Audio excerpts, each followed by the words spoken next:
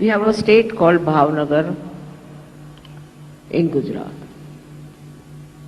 Bhavnagar people came, they brought for me those silver slippers, padukas, to be vibrated. I was surprised. I was happy at least that these people are thinking about it. So they did a puja, they did a havan in Bhavnagar and also in Baroda. These are the two places where not touched even by the bhukamp, by the earthquake.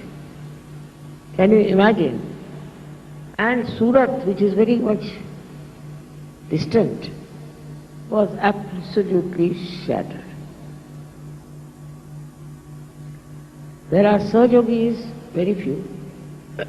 All of them were saved, and their houses also did not move.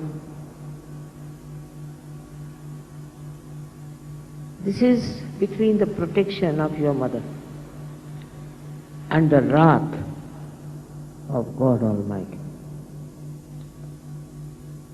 One has to understand this very well, that He has powers